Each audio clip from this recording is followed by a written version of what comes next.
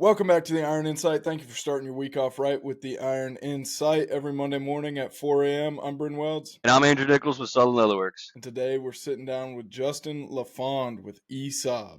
How's it What's going? up? Good, guys. Got me early in the morning here at the home shop. Yeah. Yeah, we don't film on Fridays. Normally it's just Saturdays, but we figured why not when we can get you because you're a busy man. Like you were saying before we started filming, you've been on the road quite a bit. Well, yeah, I rock that platinum status with all of them. American Airlines, Hilton Honors, Enterprise, National. They keep it moving. What airport do you typically fly out of? So I used to. I'm closer to Greenville, Spartanburg, but I've been doing this a long time, and I'm a direct flight guy. So I can get some direct flights. Like I've been very happy they now have direct flights to Dallas, and of course I go there a lot. We have a facility in Denton, but Charlotte Douglas is kind of the go-to. It's an American hub on the East Coast. So it just depends on where I can get a direct flight. I do my best to not hit connectors because they just leave a lot of room for problems. And I like to get my ass home, because you never get hung up on the way to work. I always get to work fine. It's always trying to get my ass back home that you start having issues, So I use both Greenville, Spartanburg, and Charlotte Douglas. Charlotte Douglas is about an hour and a half from the house. Greenville's about 40 minutes. Nice. So, and before we started, you had said that you've been with ESAB for 9 years, right? yep. Wow, so you've been with them for a little bit. This isn't a new thing. Oh, I mean, you don't usually get to a role like mine new, right? Like when you're doing field application engineering, that's one of them things where you got to really kind of be familiar with what we do, Yeah. because you're the one out there, expected to make it work, whether you're using bubble gum and duct tape, you know what I'm saying? Like whatever you got to do, to patch it together and get the end user rolling or whatever the case is, So it's one of them roles where you kind of got to be around it for a while. And then, in our particular role with what we do at ESAB, it's not a regular role. It ain't a 40-hour a week, punching a clock type of job. It's definitely more of a, 60, 70, 80-hour a week. You got to be pretty passionate about welding to do what we do. And it's a very small group that does it. So where'd you start at with the company? Because right now, I'm going to call it you're on the Making ESAB Cool Again campaign right now. So I don't know if it's making it cool. In my opinion, ESAB was trying to live off their European culture. Obviously over the pond, ESAB is like 70% market share, so they're kind of the big dog over there. And they try to use that same, structure and culture over here, and that shit just don't work. So in my opinion, I'm just trying to build ESAB's North American culture. Well, you did that really well with that mini truck doing, donuts. Oh my God, dude. I mean, I thought that was fucking great. I was like, you know what? That's peak marketing right there. That is awesome. When Johnny called me about that idea, he called me and he said, "Hey man, I want to do something. I want to see if you're interested." He said, "Kind of want to make it like the Red Bull of welding." And I was like, "Red Bull of welding? You jumping out of airplanes and shit?" Well, like what? Well, and he's like, "Well, not jumping out of airplanes." And he pitched his idea, and I was like, "Well, that's." He sent me this little hand drawing. He actually posted it on his story, and I was like, what the fuck am I looking at? Oh, am I allowed to cuss on here? I don't know how this Yeah, oh, you're good. Yeah, you're good. Whatever you want.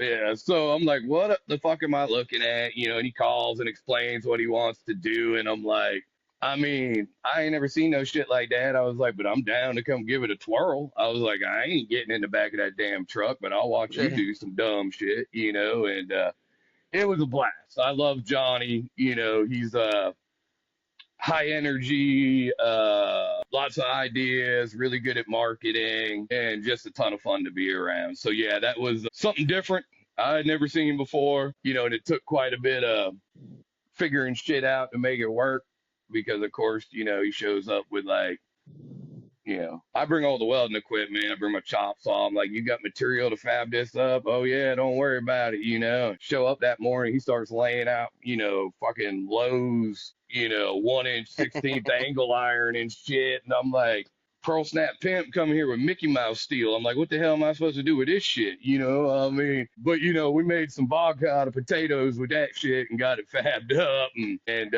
you know, got it rolling, and it was a lot of fun, man. He's a good dude, you know, and I've needed his help and he showed up. So when he asked for my help, I'm gonna show up. You know, that's kind of how I operate, you know. And it was fun, dude.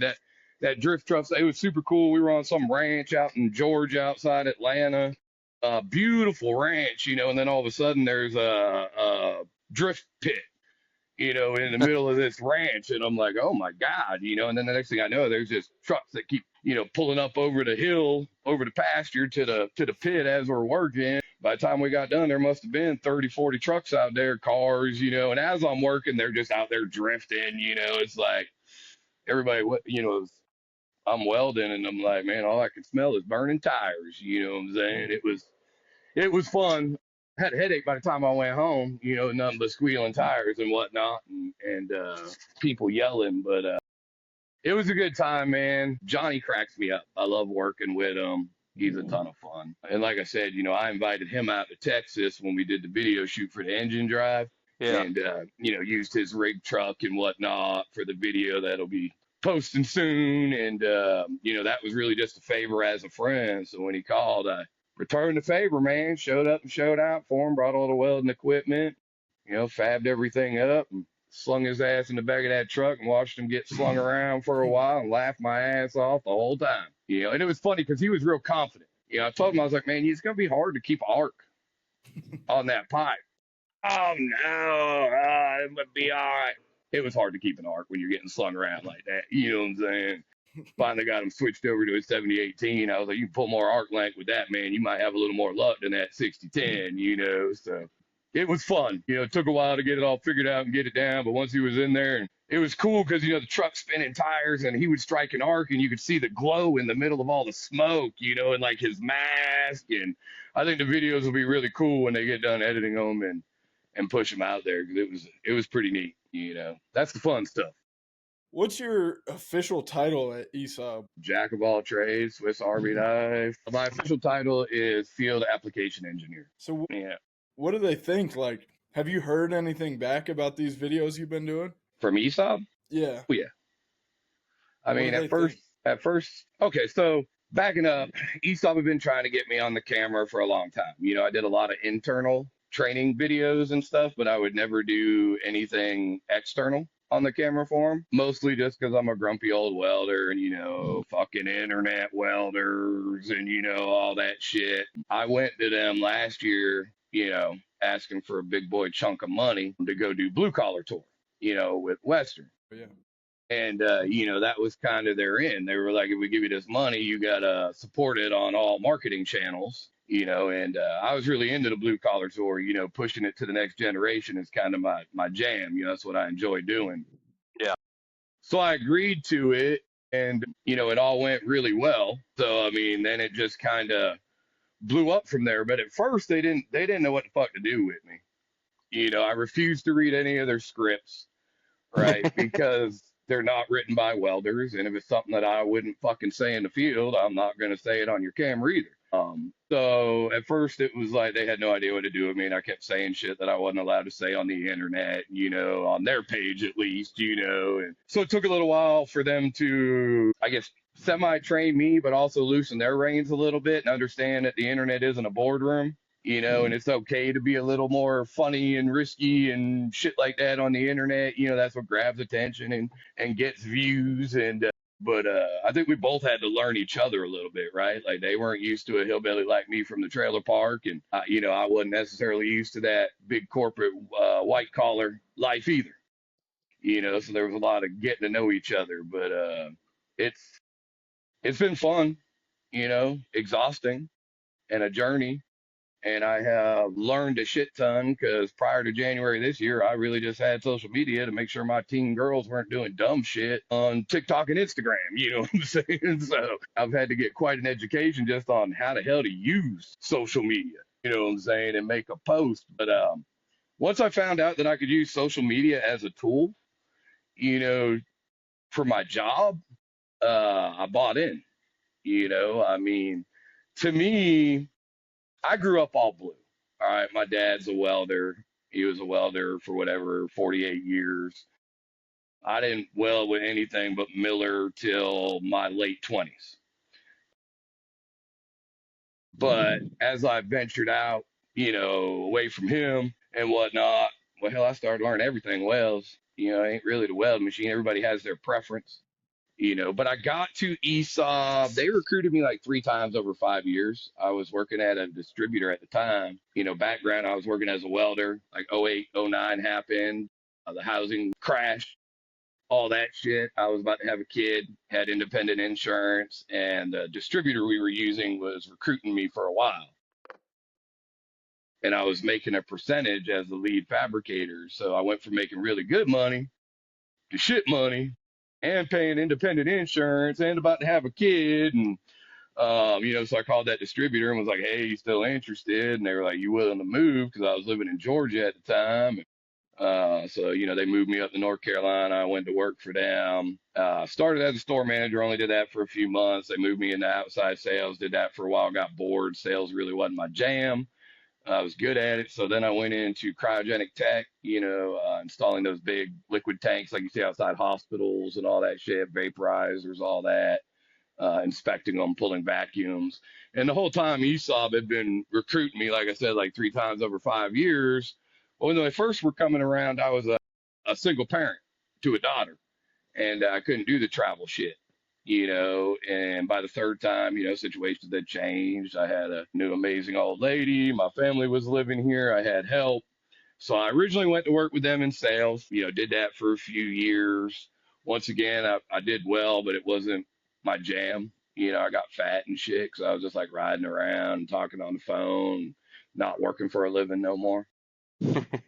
So, I got fat and, just I wasn't real happy with it. It just wasn't for me, right? Like I was good at it, but I didn't really find any, happiness in it. There was nothing in it that I was like, man, that was cool, to me. So anyway, I ended up moving into and when I was in sales, they had figured out that I'd made an arc or two and knew a thing about welding. So they already had me like teaching equipment classes and shit to their sales reps because I was like one of the #1 reps in the country as far as equipment and shit went. So it was kind of a natural progression to move over to the field application engineering department. And that's basically what we do. We teach a lot, develop equipment, do a lot of customer facing shit with the big end users, go try to help, either win business or save business, process development when customers call and they want you to come in and, look over what they're doing and they're either looking for a cheaper, faster way to do it. And, you get some ideas, pitch it to them, do testing. But here this year, my job has definitely been more development and teaching. I've spent way less time this year customer facing just because of the development of all this new equipment that we have coming. I think we got like, I can't remember, 60 new launches this coming year. Holy cow. And of course, that's not all machines, right? We own Tweeko, so, Sure. MIG guns, hoods, machines. I mean, we own a lot of companies. But there's just been the engine drive really the last 18 months of my life has been a big part of it. Obviously, we haven't done that here. In North America. We sell them in a lot of other countries, just not the U.S., North America. So we were starting from scratch, right? So, I mean, it was a process. We custom built a inverter power block around the Kohler motor and the generator and, basically really just started from nothing. So it's been a lot of work, and then a lot of people have seen me on the internet with that machine out and about, because people keep whining that they can't buy it yet, but they keep seeing it on the internet. And when they see me on the internet with it, I'm bringing it out there to get feedback, right, on what people like, don't like, what pain points they have with their current engine drive that they'd like to see different. And then I'm tweaking and adjusting and bringing it back out. And, I've kind of really built this machine off the voice of the customer, right? Like the voice of the welder when I bring it out. And, I make tweaks to it and think it's great. And then let other guys I trust that are, stud ass hands out here in the market run it and give me feedback. And, and then I go back, I'll just put another update in it now. But I'm going to do some testing when we get done on some higher amperage TIG. So, I mean, I'm really driving to try to make this machine, do shit that the red and blue ones don't. So that's been a big part of the last year of my life has been that engine drive, and teaching. There's been a ton of that. So Would you say that like the anticipation and the lead up of the launch of the engine drive is bigger than the Volt was? absolutely. That's crazy. But why wasn't there a booth at FabTech this year?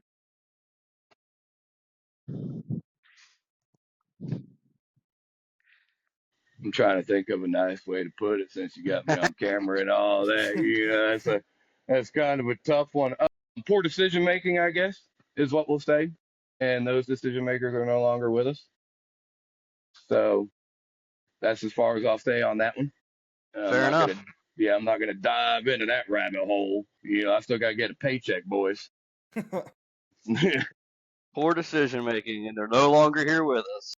Yeah, that's as far as I'm gonna go on that one. We are That's anticipating, and we did an event. Just it was not at FabTech. It was in Chicago at the Hancock Building. Up on the 94th floor of the Chicago 360. We rented out the whole floor, had Yeah. invited a bunch of people, had Bo Jackson speak. So we still tried to last minute make something happen. So like at least people knew we were in town. But yeah, piss poor decision making is what I'm gonna chalk that one up to. Fair enough. Because I think Yeah. the ESAB booth in Orlando was like one of the more popular booths. There was a lot So going on in there. that's what pissed me off, right? I felt like over the last couple years we had really grown a lot of momentum. I feel like we do our booth a little different every year, and it's usually rocking and arcs and sparks flying all over the place, and we're doing welding competitions and giveaways and tons of influencers and all that. So that's what really pissed me off, is I felt we had really been growing a lot of traction, and then all of a sudden to pull the plug, I was like, I ain't got no MBA, but this math ain't mathing to me, y'all. What the hell going on? So I mean, that was kind of the aggravating part for us little guys on the ground when we found out about it. Was we work, like when I go to FabTech, I'm there 15 days. We set up, and then me and my counterpart weld in the heavy equipment booths all week, and then we tear down. So it's a whole ass ordeal for us, and we tend to take a little bit more pride in it than most, maybe because it's a very small team of us that set that whole thing up, and then do the welding through it and tear it down. So, yeah, I was pissed, but who am I? I just work here. I don't make the decisions. If I did, I wouldn't be on this podcast with y'all. I'd be at the beach somewhere, having a drink, boys. But we are planning to, be in Vegas again and, show up and show out. So, I'm excited about that. It did kind of work out though that you guys had that event in the Hancock building, because while we were at other events, some people, like, you heard people talking about, oh, ESAB's allegedly got some event at this building on the. Well, it was very much, hey, there's this secret club going on. I wonder what they're doing over there. Like, it was I think it had a desired effect, even if y'all meant it that way or not. It had a good effect, I think. Yeah, I mean, we were just trying to do something, Yeah. right? You can't just not show up. I mean, when I found out about it, I was like, who the hell gets an invite to the Super Bowl and doesn't go? Like, you get an invite to the Super Bowl, you go to the Super Bowl. You know what I'm saying? Like, and, let's be honest, in the welding world, FabTech is kind of the Super Bowl, right? Yeah. So it's like, how the hell do you get an invite to the Super Bowl and not go? But we wanted to do something and to create a buzz. And, so we did an event like this right after COVID in Atlanta. A lot of people didn't show up to that first one because we just didn't think the people would show up right out of COVID when they did the first FabTech. I think it was in Atlanta. That would have been Atlanta, yeah. Yeah, and we did an event with Terry Bradshaw there. We didn't actually do FabTech, but we did an event similar to Chicago, brought Terry Bradshaw, which was super cool. He brought in, like, he does bourbon and cigars. So it's like he shipped in crates of bourbon and cigars. And apparently his dad was a tank welder in Louisiana. Huh. I had no idea. So, I mean, he was really cool after he did his little speech. I mean, he was hanging out, smoking cigars, drinking bourbon with everybody, So that event went really well. So when we didn't end up, we were like, hey, let's kind of do like what we did in Atlanta and do a different offsite event. And we ended up with Bo Jackson this time. Still one of my childhood heroes. I had the Bo Knows Your Mama poster. I don't know how old you guys are. I know But Bo I'm an old Jackson. man. I'm an old man, so I grew up with him. So that was cool. So anyway, it was kind of a playoff of what we had done, in Atlanta a few years back. Is where we had the idea, and it worked out. It was better than nothing, right? Yeah. In Atlanta, was it more like, big name customers that were invited to that one? Because that was our first Fab Tech, so we didn't really know what was going on in Atlanta. Yeah. We invite like our. Obviously they call it VIPs, but a lot of like the big wigs from our big customers and distributors, a lot of big shipyard guys, VPs and presidents of your distribution, Airgas, Roberts, ARC3, Gas Supply, all that, Norco. And then some other, there's other really big end users as well that we deal with that get invited. In Chicago, I invited a lot of people that weren't on the list. But, and ESAB saw it and called me and was like, what are you doing? And I'm like, listen, man, I got to make these people think ESAB's cool. I'm like, you want to know what's not fucking cool? Not going to Fab Tech. Yeah. No shit. Yeah. Who are you? Like, who are you to call me out for that? Yeah. I'm like, I'm just trying to save face. You know what I'm saying? So I invited a bunch of people that weren't on the list, and it ended up being fine. But at first they're like, what are you doing? I was like, saving face. Not showing. I also think it's got a lot to do with it because none of these other, because you were one of the, the big three, ESAB, Lincoln, Miller. Mm-hmm. Lincoln and Miller, yeah, they have their taps there at, FabTech and all that, but they don't want us small guys in their booth. They, they just look at us and then go back to their big wigs. So for you to invite smaller guys or social media influencers, I think that looks better on you guys. Yeah. Because you're trying to connect. Yeah, exactly right. To me, and this is just one man's opinion. This ain't ESAB's opinion or any of that shit. To me, the big three had gotten so far away from what we really are. It's all wingtips and khakis and business meetings and data sheets and spreadsheets. And, Absolutely. I learned as being a welder, if you can win the welders over, the rest will come. Yeah. Welders are some finicky bitches, all of us. You know what I'm saying? And we like what we like, and we ain't gonna fuck with what we don't like, so to me it was like, let's get back to our roots. Let's get back to focusing on the welding. Let's get back to focusing on the welding community. Like, let's do events to push this community forward, to get more eyeballs on the welding community, to get more people involved, And then it just so happens that I'm just a hillbilly from the trailer park, and that's what I enjoy doing. So, it's been fun to be able, for them to let me, right? For them to have the trust in me to let me go out there and do these things that I'm doing, to me says a lot, because it's a corporate company. And if you've never worked for one, corporate companies can be, by the book. There ain't no gray. It's all, black and white. And if it ain't in the company handbook, it don't matter, type shit. So the fact that they've let me go out and do some shit that's a little off of their norm, to me said a lot about the trust they have in me and what they're letting me do. Because they don't let me just go do it. They give me the money to go do it too, and it ain't cheap to go do these big events and whatnot, and fly people out and bring my people out and get equipment there and do giveaways, and there's a lot of background logistics and stuff like that go into it. Yeah, no kidding. Well, I hope they see like what you're doing and the effect that it's had, and continue to do it.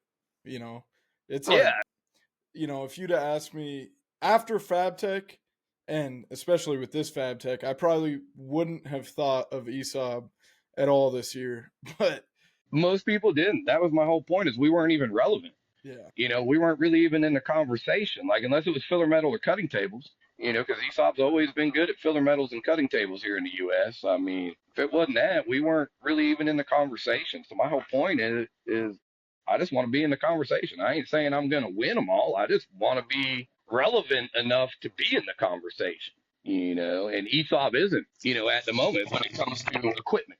If it's Filler Metals or Tweco or Victor or Studi or Arc Air, all those other household names, yeah, we're in the conversation. But when it comes to equipment, yellow doesn't really even come up, especially at the big boys, right? So I'm just trying to bring brand awareness, right? Letting people know yellow's out there. We working hard every day to get better here in the North American market. We're working to build, ESAB's culture here in the North American market. We far from perfect, but we're working hard every day to get better, and then the nicest part about it is ESAB will listen. Part of the thing with this engine drive is we're trying to price this thing well below red and blue. I feel the engine drive market was really starved for competition. I mean, I No, bought a it, Bob. it definitely is. Right. Yeah, a Bobcat in 2019 was like $4,200. You go buy one now, it's $8,000. So whatever, 6 years, the price has been ridiculous. So I feel if we can get that machine with, operating really well, great weld performance, and keep that thing, like $1,000 below the other guys, maybe that will create a little competition, keep everybody a little more honest. I just felt like it was really starved from new blood in the engine drive market. So that was the whole point, is we try to keep our equipment below the competition as well. People like to say, oh, well, ESAB's cheaper. It's not cheaper. We strategically price it below the competition to gain market share, right? Most people don't think of us. So you got to get attention to get it in their hands for them to try it. And what gets attention? Dollars, right? Yep, better So price. exactly. So we strategically priced it below to get it in the hands to get an opportunity, So, that being said, that was why we started traveling down that road. And I'll be honest, I think I even, extremely underestimated how starved that market was for a little competition, after seeing the responses and whatnot. I mean, we've already pre-sold a ass load of those engine drives, and we ain't even launched them yet. Yeah, Ty Linker. I don't know if he was talking to you or who he was talking to, but he said he was going to put one in the back of his rig truck. He's a pipeliner. I know, But he, Ty, good dude. yeah, he's like, I ain't putting it in the back though. If it's yellow, it's got to be black or gray or something. I was like, well, sounds about right. My unit, well, the first unit I had, when I went to take it out, they didn't want anybody to know what it was. Bought black vinyl and Yeah, wrapped the whole thing, and it looked gangster as shit. I ain't gonna lie to you. Everywhere I brought it, people were like, yeah, I put a Benford sticker on it as a joke. I'm old, so I watch Tool Time, you know what I'm saying? Put a Benford 6100 sticker on the side of it, and I'd bring it out. It was funny because like the older cats would laugh and they knew what it was, and the younger kids would be like, "Who's Benford? They make engine drives?" They had no idea what Tool Time was back in the day. But that all blacked out everywhere I brought it. People loved it. So right now, obviously they're yellow and black, but we're talking about, a year out, we're going to add some additions to it. And we're talking about maybe doing like a murdered out Texas edition because we're going to build these in Texas. that's cool. Yeah, like a matte gray or black or something. There's something badass. We're thinking like matte black, but then like the Texas state and the ESAB emblems being like black chrome. Yep, You know what I'm saying? So they kind of pop, but make it like a murdered out edition, maybe bed liner, line X the top of it or something, give it a little more rugged, gangster look absolutely. for the limited, Texas edition one. So we got some ideas we're going to do. Obviously, I love the old black, but ESAB serious about that yellow. They don't play no games with that shit. Yep. So it was a little bit of a battle, but I think they're into it. So, I still have the all blacked out one. I'm going to keep it as sentimental value and rebuild it when we start getting new parts in because, it was the very first one. So it's far from what these production units are Yeah, going to be. But that unit has a lot of my sweat and time in it. So it's kind of got some sentimental value to it. And, once we get these things rolling, I'll order the parts in, rebuild that one just to keep as the very first one, and what I built it off of, But the all black will look gangster. I've had numerous people, like Lino with Texas Made recently reached out and was like, man, I love that machine, but I want an all black one, just like, Ty and everybody else. And I'm like, yeah. I sent him a link from Amazon. I was like, here's the vinyl I ordered, dog. It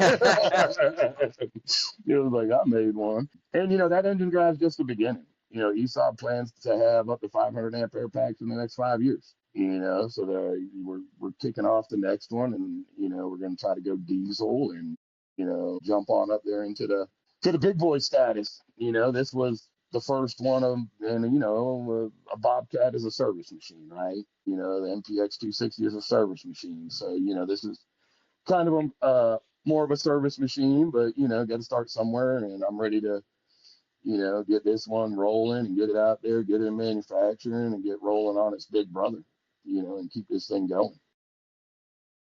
So we got big plans, big plans, bro.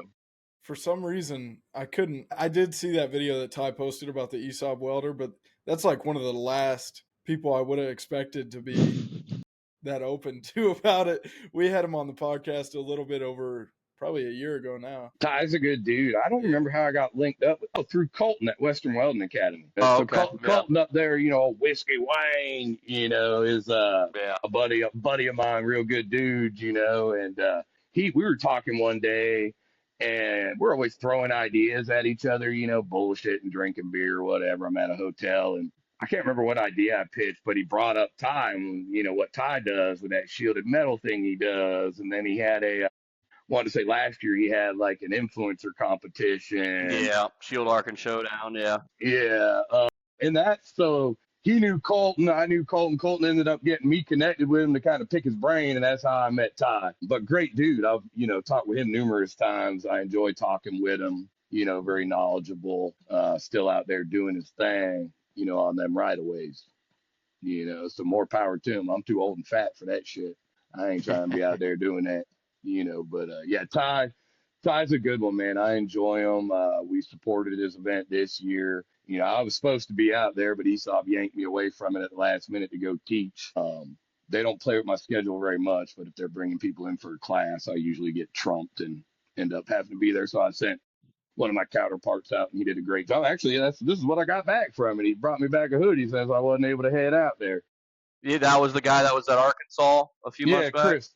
Yeah, he was a nice guy. I talked to him. He's a jam-up guy. He did a really good job because I was there as a vendor as well. So. Okay, so a year ago is when I met him, less than a year ago, and he was working in our Oxy Fuel lab, punching a clock in Denton. And I met him, and I dragged him out one day to a blue-collar stop. I heard he was a welder, and the dude busted his ass. He could weld. And so I went back and met with his boss and was like, we got this dude in the wrong place. He's got a great personality. He knows how to weld. He ain't scared to sweat and get dirty. I was like, we need this cat out in the field. Let's make this happen. And so July this year, we were able to get him into a role that's got him out there in the field, doing more hands-on stuff like that and supporting our reps, right? Not all our sales reps are welding guys. They're sales guys. They're relationship guys. They're number guys. They're great at what they do, but they don't know welding. So we're trying to get more hands on board, and we've hired some more since Chris in all the regions to where they can go out and help the sales guys and be more technical, hands-on guys, welding guys, setting up, process guys, and just more resources, right? All falling back into getting back to our roots. If you don't know, a lot of these big three don't hire anybody without a college degree. In fact, my hillbilly ass was an accident when they hired me here. They thought I had one. They had recruited me so many times, and then after they hired me, we signed the paperwork. The dude called and was like, "Hey, I never even got your resume." And I was like, "Oh shit, I'll type you one up, send it tonight." It's already a done deal. Next day he calls me. He's like, "You didn't finish it." I'm like, "What are you talking about?" He's like, "You left off your education." I was like, "Says Hilton Head High School, don't it?" He was like, "Yeah." I'm like, "Then I did it." And he was like, "Where's your college?" And I was like, "No college here, homie." So anyway, that's when we started, and then of course I came in and did well. And it was like, listen, we need the degrees. We need the MBAs, but we need some skilled hands too out here, and not all of us need to be number guys. We need you just like you need us. So anyway, we've been hiring a lot more, and Chris is one of them, and he's been doing really well. And, we're trying to get him up to speed. Like I said, when you're out there doing the technical thing, it's one of them things that's hard to learn in a book, right? You just kind of got to get out there and be in it and, fuck a bunch of shit up to learn what not to do again and, how to patch shit together. And, so we're working hard to get him up to speed, but he's crushing it, doing a great job. And he was the first one that we were able to, get over here. And now we've hired a few more since him. Well, we just got another one over in the Gulf region. He was with me this week at that show in Little Rock, and he came from Greenbrier, 18 years, rail car, CWI. He knows what he's doing. He can weld. So now we're just trying to get him educated on ESAB, right? So yeah, we're starting to hire some more of these guys that are hands, welders out of the welding industry, bringing them in, teaching them what we do so that we can have some more skilled, technical people out there in the field with our sales guys. It takes an army, bro. It's crazy that you brought up Colton, because when he used to post on social media like crazy, and so he would do a live every night, a live stream on TikTok when he went by Whiskey Wayne, like strictly by Whiskey Wayne. And he's actually the one that got me to make my first post like 5 or 6 years ago or whatever, before he worked at Western Welding Academy. And then when he announced that he was going to work there, and he gave the channel to somebody else, and whoever ran his account just like put it straight into the ground. So yeah, that's what he was telling me. He's got a good thing going on up there, though. I got a lot of respect for Colton. He works hard, he does a good job, and he's honest, to me at least. We've had a really great relationship up there. And they so obviously I told you I didn't do shit on camera to tell the blue collar tour. And they were really the ones that kept pushing me to do it, right? They had a media guy named Bo back in the day. And, me and Bo really quickly hit it off, still talk with him a lot. Great dude's got his own marketing company now. But he was the one that kept pushing me, and kept helping me and giving me advice. And, everybody that gets on the internet at first goes down the rabbit hole, right, of all the assholes that tell you you're a piece of shit and can't weld, and they got their code book out and whatever else, you know what I'm saying? So, kind of taught me a lot more about don't go down the rabbit hole. If they're taking time out of their day, all your company cares about is the numbers. Go in there and poke them. You know what I'm saying? So Colton and Bo and those guys up there really pushed me at the beginning, because even when I started this shit, I wasn't big on jumping on that camera at Blue Collar Tour either. And they kept really pushing me and pushing me and pushing me to do it. And, it ended up really good for me. Like most things, I was just hard headed and stubborn and should have listened to people and didn't, So yeah, Colt's been real good to me, man. I got a lot of respect for that dude. He's been, hell, every time I go up there, I'm always missing shit. He'll take me to his house, let me raid his fucking garage, steal all his cables and shit. So he treats me pretty well when I don't know if you ever been up there, but it ain't easy to get to Gillette, Wyoming. It's one of the few places I go that I can't get a direct flight to. Yeah, they're out in the middle of nowhere. I've been dying to go out there and be a vendor, but haven't gotten invited yet. But man, they're out there in the middle of nowhere. They are. It's beautiful. It's beautiful, but there ain't shit out there. So anyway, yeah, I'm always over at his house raiding his home shop and shit, stealing all his leads and stingers and whatever the hell else I need to make it work. So yeah, he's been real good to me. And Western, right? I mean, the Blue Collar Tour, we're getting ready to kick off to 2026. We're having all the meetings, wrapping up the stops, getting ready for next year. And it was also good for my old crusty welder soul, right? To get out there and see these young kids that were, excited about the industry. And, it's probably the blue collar. I was like everybody else. This younger generation don't want to work, don't know what they're doing. And you get out there and learn that you just ain't talking to them right or showing them the right things. And when you do, man, they get really engaged and really into it and ain't scared to work. So it was good for my old crusty soul to get out there and do that blue collar tour and see all that excitement, in the industry with the younger generation. And, I was quite blown away at quite a few of the youngsters that would come in and lay down a slick one. Don't get me wrong, there's a lot of bird shit too, but then somebody come through and really surprised the shit out of you, at 16 years old. So it was fun, and I look forward to doing it again this year, so. There's one guy, I don't know him, but I know of him from my town, Grand Island, Nebraska. I don't know if he was fully involved with the Blue Collar Tour or it was just one show that he went to that might have been in Nebraska. But I think he's a sales rep for ESAB named Scott Ruling. Scott's my homeboy, man. Yeah, Scott's been around a long time, man. He's old welding instructor. Yeah, he covers Nebraska. He's a sales rep for us. Tall bastard, ornery as shit, but we get along great, man. He's one of my buddies here at the company. In fact, we were talking yesterday. He's working a big account up there, some automation, and we were going through some different settings and whatnot with different wires. But yeah, Scott's a good one, man. Scott's been around a while. He's come up to Western with me a few times. Scott's one of them ones I'll call out to help me because he can weld.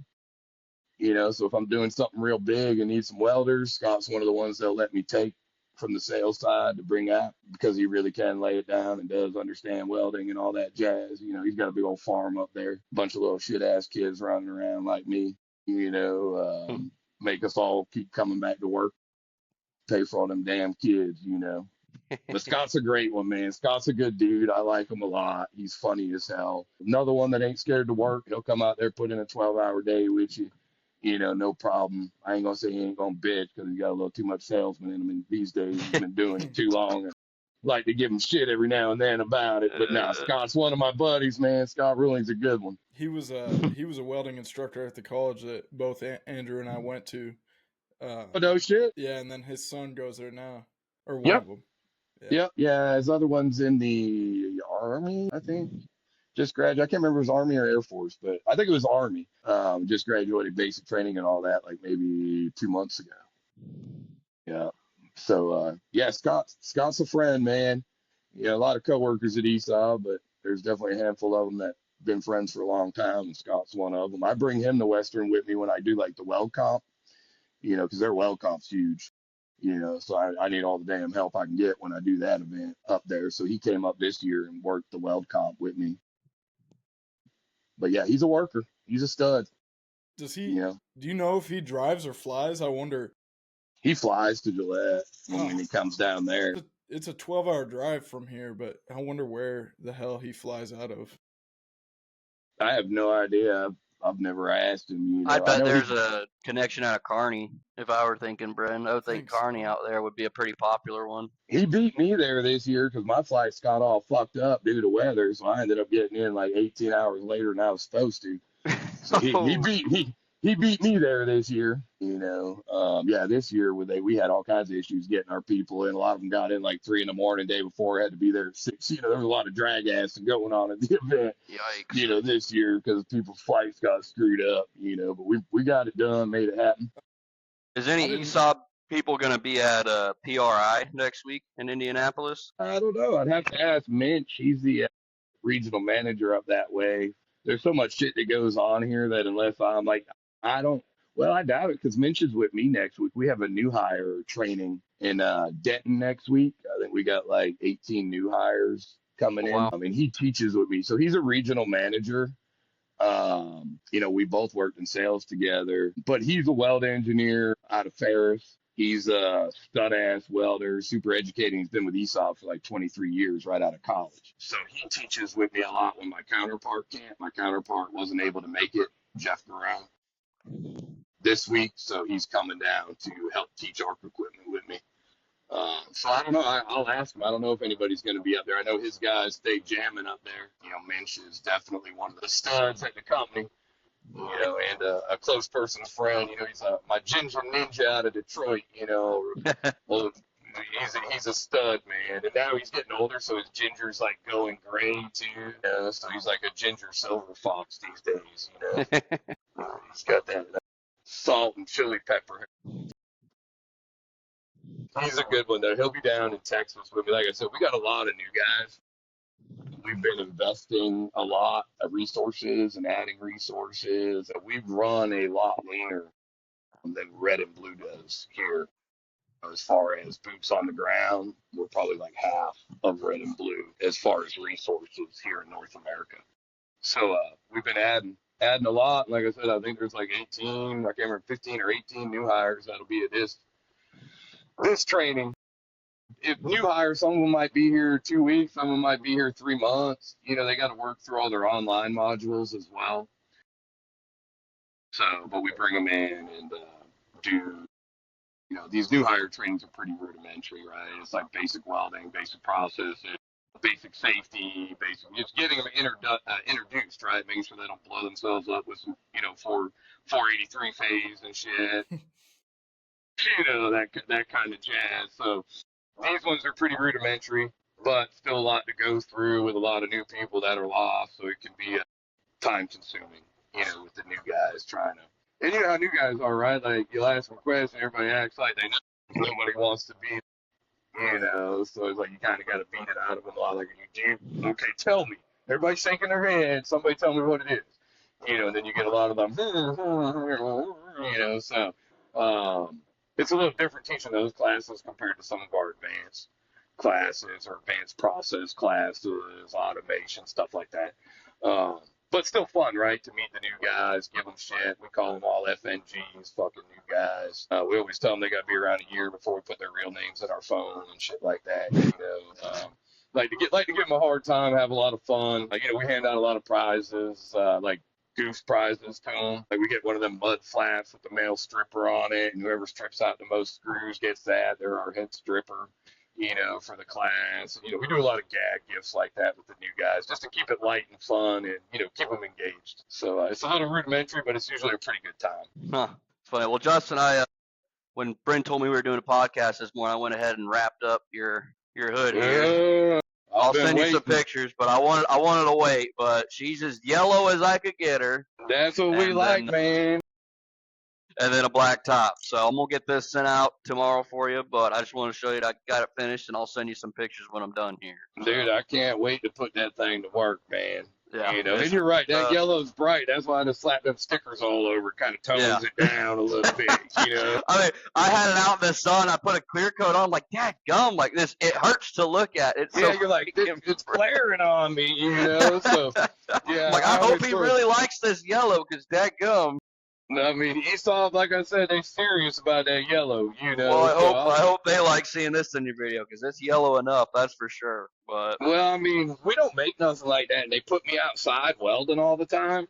Yep. And, I'm basically welding by, feel and sound. I can't see shit because that sun just comes in those auto hoods reflecting off that lens, and it's like big old lens. Yeah, this will definitely help you on with that. That's for sure. Yeah, I was like, I need something when y'all put me outside where I can, because then they want to show your welds and shit. And I'm like, I couldn't even see what the hell I was doing, what I'm saying? But I'm like, yeah, go ahead. Everybody thinks, every weld's shit anyway, so post it up there, Pretty much, yeah. It's pretty much how it goes.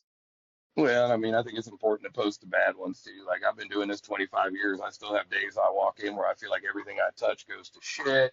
Like, I've never welded before. I second guess every fucking decision I've made in my life up to that point. Like, I feel like they should know that no longer how long you've been doing this fucking industry will humble you all the time.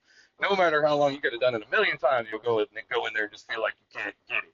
You know what I'm saying? So I post everything, whether they're good welds, bad welds, whatever. I don't give a shit. And I tell everybody I'm the most mediocre welder in North America. But I'll stick some shit together. So I can't wait to get that hood out here and, put that thing to work, man. You make some beautiful hoods, brother. I've been admiring you for some time. I appreciate that. It means a lot. Thank you. Yeah, man. I'm a fan for sure. Well, Justin, we got just shy of an hour of good footage, but we appreciate your time. And here's one question that we ask every single guest before we end each episode. What is your favorite genre of music to listen to while you work or weld? I'm gonna laugh. Usually like some hood ass shit, even though like I'm from the trailer park. You know what I'm saying? I'm usually bumping some hood ass shit when I'm working, just because it kind of keeps me a little more upbeat. And I'll go through phases. Sometimes I'm, in a country phase or a rock phase, but usually it's gangster ass rap, and I also do it because it pisses off a lot of my hillbilly coworkers when they come in and I'm bumping, Young Dolph or something, Kevin Gates, something like that, and it pisses everybody else off too, so I like to stir the shit pot as well. Well, we appreciate your time. We'll put your social media links in the show notes, so anybody listening who hasn't heard of Justin and wants to follow him along with his campaign of making ESAB cool again, you can you can follow along there. We appreciate your time. We appreciate you coming on and involving the social media side of welding, because hopefully more companies see the success that you've had with it and continue to do it as well. To the listeners, I'll have my Everlast link and the Edge Welding Cups link in the show notes as well. And Andrew? And you can check out sunleatherworks.net. Link will be in the show notes, as well as my Everlast link. Go get some custom welding hoods. As you can see, we built some pretty cool stuff. So, Mr. Justin, thank you for coming on. And like Brent said, thank you for involving us. I guess you could say smaller fish, the social media influencers and whatnot, and making ESAB American. That's what we appreciate. So thank you for coming on, Justin. Hey, thanks for having me, guys. I really appreciate it. Big fans of you guys. You ain't small in my world. I see your ugly mugs all over everything on the internet. And so, man, I appreciate y'all. Y'all have a good weekend. Let's do it again sometime, fellas. Absolutely. Thank you, sir.